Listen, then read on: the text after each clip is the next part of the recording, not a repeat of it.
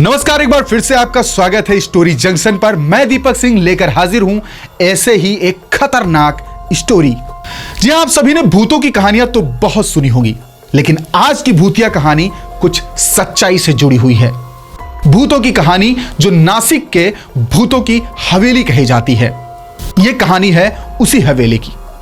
नासिक की भूतिया हवेली को कई सौ वर्षों पहले राजा महाराजाओं ने बनवाई थी, लेकिन पिछले कई सालों में इनमें कोई नहीं रहता। नासिक की भूतिया हवेली कई वर्षों से वीरान और सुनसान पड़ी हुई है। लोग इनको भूतों की हवेली भी कहते हैं। स्थानीय लोग कहते हैं कि भूतों की हवेली में आज भी भूत प्रेत रहते हैं। कोई भी इस हवेली में नहीं जाना चाहता, क्योंकि आत्माओं का अध्ययन करने वाले दिल्ली के वैज्ञानिक वैभव प्रजापति को जब नासिक की भूतिया हवेली के बारे में पता चला, तो उन्होंने भूतों की हवेली के बारे में अध्ययन करने का निर्णय ले लिया। क्योंकि वो पिछले कई वर्षों से भूतिया जगह की तलाश में थे, ताकि वो भूतिया आत्माओं पर वो अपनी जो अध्ययन है उसको आगे बढ़ा सकें। वैभव भूतिया हवेली में रहने की तैयारी करने लगे। वो जानना चाहते थे क्या सच में भूत होते हैं, भूतों की कहानी क्या है, आखिर हवेली का रहस्य क्या है। इसके बाद वैभव दिल्ली से नासिक पहुंच गए और अंत में टैक्सी लेकर वो नासिक की उस भूतिया हवेली में पहुंच चुके थे, जिसके बारे में कई भूतिया कहानी कही जाती थी, जिसका लोग भूतों की हवेली के नाम से बहुत प्रसिद्ध करके रखा था। वैभव ने भूतिया हवेली के नजदीक होटल में रूम ले लिया। शाम होते ही वैभव आवश्यक सामान लेकर अपना हवेली के बाहर जा पहुंचे। वैभव चुपचाप छुपते हुए हवेली का मुख्य दरवाजा खोलने लगे तो पता नहीं कहां से एक आदमी आ गया।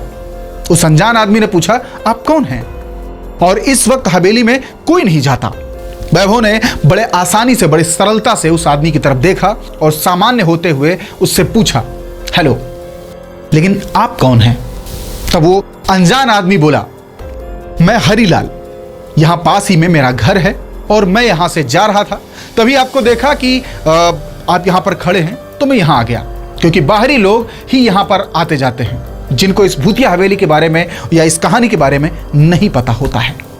जो भी व्यक्ति इस भूतिया हवेली कहानी के बारे में जानता है, वो शाम और रात के समय इस हवेली के भीतर जाना तो दूर, इसके आसपास भी नहीं फटकता है। फिर वैभव ने हीरालाल को जवाब देते हुए कहा कि हां, मैंने सुना तो है कि ये नासिक की सबसे भूतिया हवेली है, यहां कोई नहीं रहता, इसलिए मैं यहां आया हूं ताकि इस हवेली में रुककर इसकी हकीकत लोगों को बता सकूं। हीरालाल घबरा कर बोला, क्या मतलब है आपका? आप सब कुछ जानते हुए इस भूत बंगले में रुकना चाहते हैं? वैभव मुस्कुराया और बोला, जी हां, आपने सही सुना, मैं रात में यहां रुकने वाला हूं। हीरालाल ने फिर से कहा, आप मेरी बात मानो तो अभी यहां से लौट जाओ, और इस भूतिया हवेली में जाने वाला आज तक कोई भी वापस लौटकर नहीं मिला है, और ना ही उसकी कभी लाश मिली है। और आपको इस हवेली की कहानी के बारे में अगर पता भी है तो प्लीज यहां से आप चुपचाप चले जाओ। हीरालाल की पूरी बात सुनकर वैभव बहुत खुश हो गया, क्योंकि उसको आत्माओं का अध्ययन करने के लिए ऐसे ही मौके की तलाश थी, और वो मौका आज उसको मिल गया था। वैभव को खुश होता देखकर हीरालाल आश्चर्यचकित हो जाता है और पूछता है, इस भूतिया हवेली के बारे में सब पता होने के बावजूद भी तुम इतना खुश हो रहे हो, आखिर क्यों? लोग स्तब्ध हो जाते हैं, लोग डर के मारे उनकी थरथरी कांपने लगती है। वैभव हंसते हुए बोलता है, क्योंकि मैं एक वैज्ञानिक हूं जो आत्माओं के अध्ययन करता है, और मैं यहां पर यही जानने के लिए आया हूं कि इस भूतिया हवेली की कहानी में कितनी सच्चाई है, या फिर लोग इसे अफवाहों का एक पिटारा बनाकर रखे हैं। इस हवेली के बारे में जो भी भूतिया कहानी बनाकर समाज में फैलाई गई है, उसका मैं सच में आप सभी के सामने लेकर आऊंगा, जिसके लिए आज की पूरी रात मैं इस हवेली में रहने वाला हूं। इसके बाद वैभव हवेली के अंदर एंटर कर जाता है, और हीरालाल की वैभव को रोकने की सभी कोशिश नाकाम हो जाती है। वैभव को अंदर जाते देखकर हीरालाल भी जल्दी जल्दी अपने घर की तरफ लौट जाता है। वैभव जैसे ही हवेली के अंदर अपना पैर रखता है, हवेली का नजारा देखकर वैभव के हाथ पैर ठंडे हो जाते हैं, क्योंकि यह सच में भूतिया थी। दीवारों पर उलूल जुलूल भाषा में कुछ उल्टा सीधा लिखा हुआ था।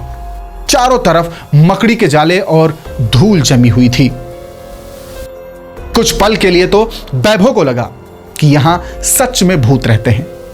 फिर कुछ सोचते हुए अपना सामान एक जगह पर रखा और हवेली में इधर उधर घूमने लगा।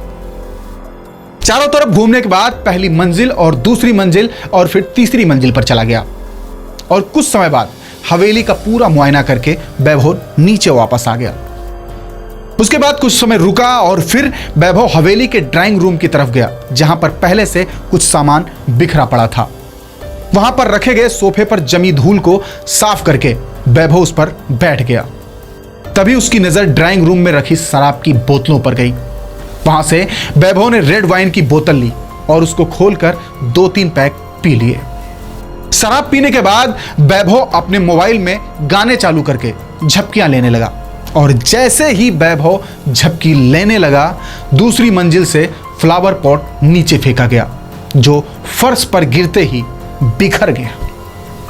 फ्लावर पॉट के गिरने की आवाज से वैभव डर गया और झट से खड़ा हो गया और अपने चारों तरफ देखने लगा।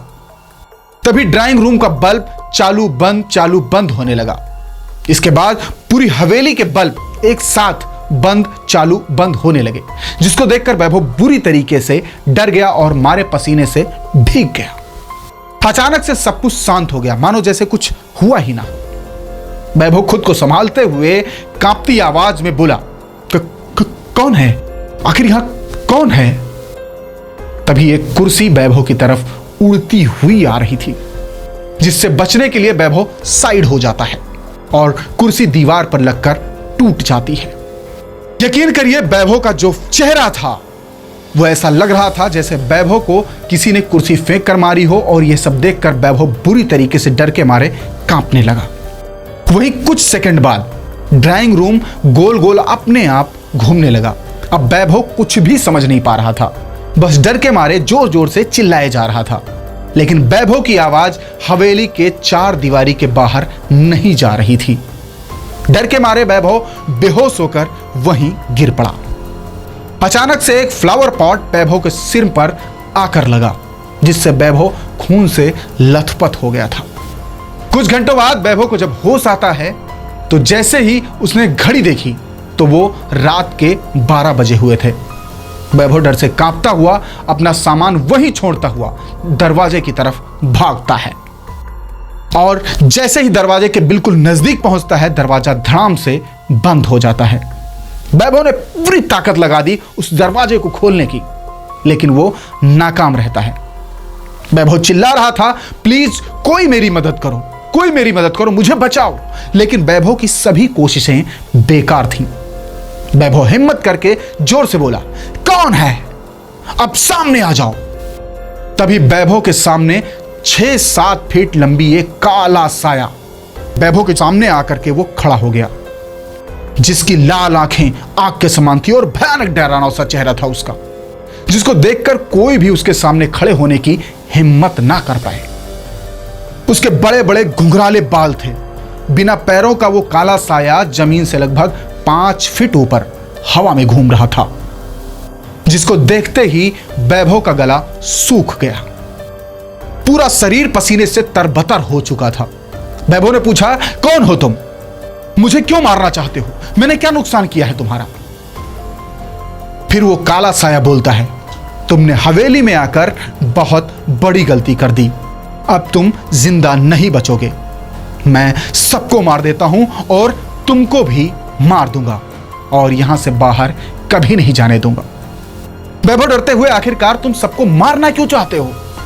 इस हवेली में ऐसा क्या किया है जिसके लिए तुम सभी की जान लेना चाहते हो? काला साया बोला, कई साल पहले इस हवेली के मालिक ने किसी गलती के कारण मुझे तड़पा तड़पा कर मार दिया था और इसी हवेली में मुझे दफना दिया था। मेरी आत्मा हवेली में कैद हो गई क्योंकि यहीं पर मेरा खून हुआ था और यहीं मुझे दफना दिया गया। अब मैं किसी को भी इस हवेली में नहीं रहने देना चाहता हूं। जैसे मुझे तड़पा तड़पा कर मारा गया था, वैसे ही मैं सभी को तड़पा तड़पा कर मारूंगा। अब तुम भी मरने के लिए तैयार हो जाओ। कुछ ही समय में वो भूत और भी भयानक हो गया। हवेली में चारों तरफ घूमने लगा, कभी वैभव के आगे, कभी वैभव के पीछे, और वैभव बुरी तरीके से वो डर गया था। तभी वैभव ने पुजारी जी द्वारा दिए गए जो अभिमंत्रित एक राख थी उसे जेब से निकाला और भूत के पास आने का इंतजार करने लगा। चुपके से निकाल के उसने हाथ में ले लिया। जैसे ही वो काला साया वैभव के पास आया, तुरंत ही वैभव ने अभिमंत्रित वो जो राख थी उसे भूत पर फेंक दी। अभिमंत्रित राख के गिरते ही भूत भयानक आग में जलने लगा और जलकर वो भस्म हो गया। अब उसकी आत्मा हवेली को छोड़कर अलौकिक दुनिया में जा चुकी थी। वैभव ने राहत की सांस ली और हवेली की सभी लाइटों को जलाकर वहीं ड्राइंग रूम में रखे सोफे पर सो गया। दूसरे दिन सुबह जब वैभव की आंख खुली तो सुबह के 7 बज चुके थे। उसके बाद वैभव ने अपना सामान उठाया और हवेली के बाहर आ गया। तभी हरिलाल गांव के कई लोगों के साथ हवेली के दरवाजे पर आता दिखाई देता है। वैभव को जिंदा देखकर सभी आश्चर्यचकित हो जाते हैं कि आज तक जो भी गया है इस हवेली के अंदर वो वापस नहीं लौटा है, तो आखिर में ये कैसे जिंदा आ गया। हरिलाल ने वैभव से कहा कि तुम जिंदा कैसे हो? जो भी रात के समय इस हवेली में रुका वो कभी वापस नहीं निकला।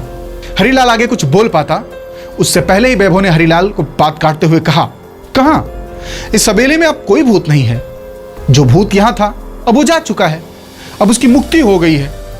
तब वैभव ने हरिलाल समेत सभी लोगों को भूतिया हवेली में बिताई रात की पूरी कहानी बताई और कहा कि अब यह हवेली पूरी तरीके से सुरक्षित है। दोस्तों, हमें उम्मीद है आपको यह भूतिया कहानी पसंद आई होगी। अगर आपको पसंद आई है तो प्लीज चैनल को सब्सक्राइब करके, वीडियो को लाइक करके और अपने सभी दोस्तों के साथ इस खतरनाक स्टोरी को जरूर शेयर करें। मिलते हैं ऐसे किसी और वीडियो में, तब तक के लिए दीपक सिंह को दीजिए इजाजत। नमस्कार, जय हिंद।